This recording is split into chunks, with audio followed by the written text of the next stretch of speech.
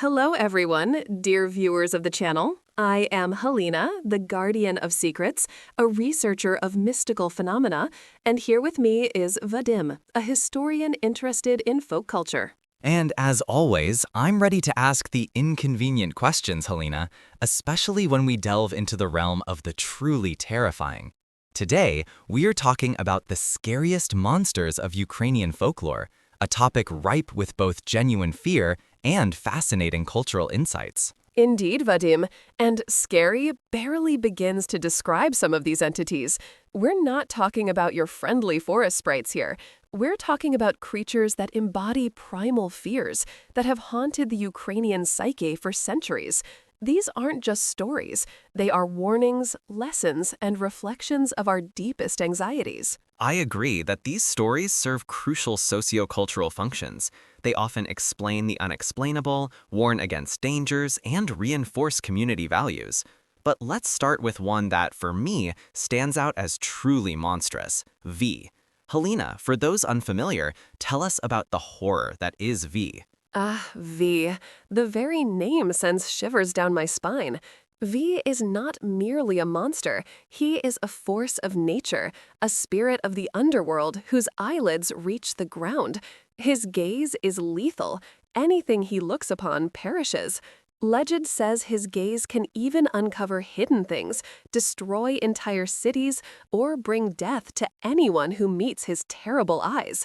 He is slow, clumsy, almost immobile, but once his eyelids are lifted by powerful spirits, there is no escape.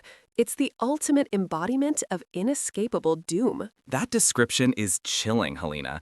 From a historical perspective, the fear of V likely taps into ancient human fears of the unknown, of a gaze that can paralyze or kill. Think about the power attributed to the evil eye in many cultures. V amplifies this to an extreme. It could also represent the fear of sudden, inexplicable death, or the ravages of disease that seemed to strike arbitrarily.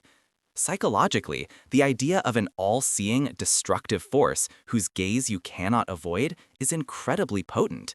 It's the ultimate lack of control. But it's more than just psychology, Vadim.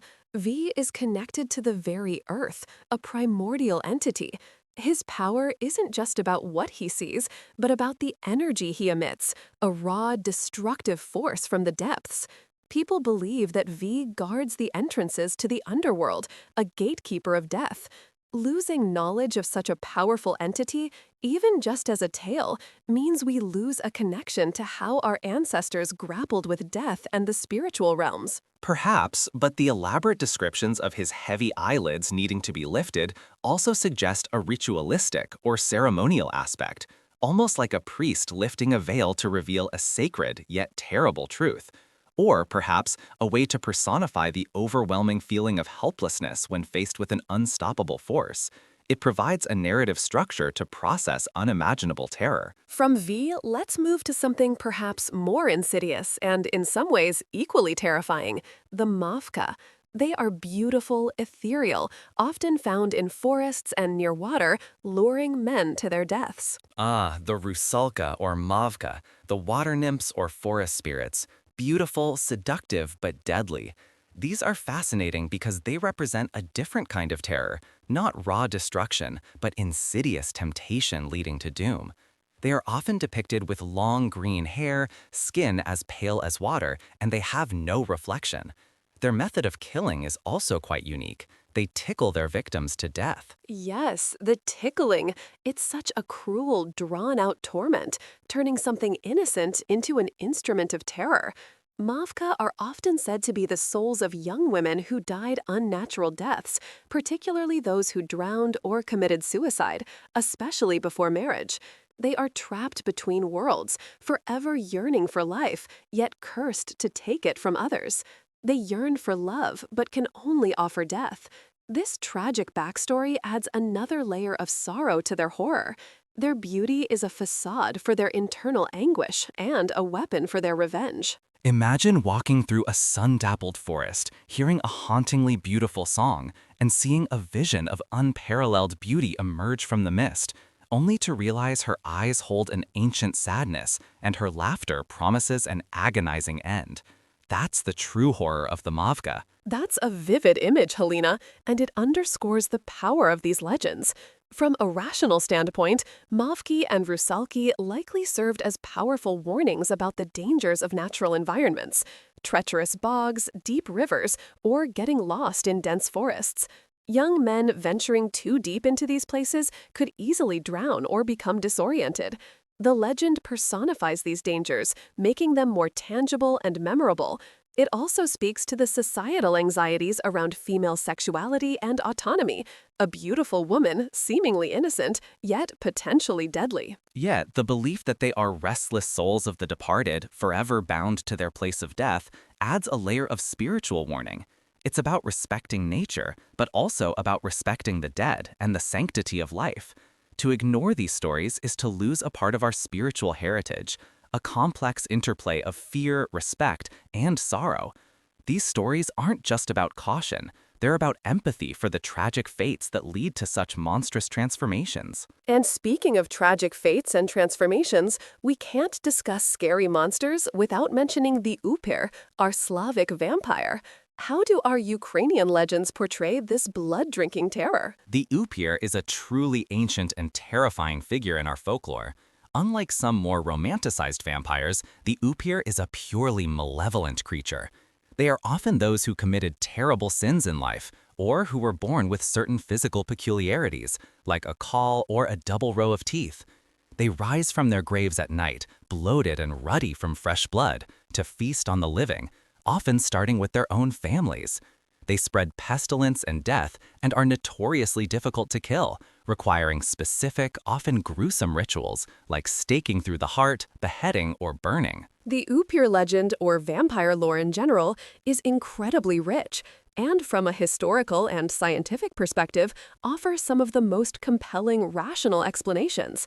Many vampire beliefs can be attributed to a lack of understanding of bodily decomposition. Bodies don't always decompose uniformly.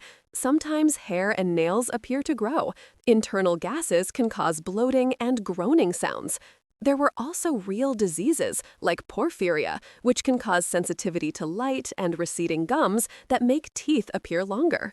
And, of course, instances of premature burial, where a person might awaken in their coffin, could easily feel such fears. But Vadim, the ritual surrounding protection against the Upyr, garlic, crosses, specific herbs, turning the body face down in the grave, these aren't just practical measures against decomposition.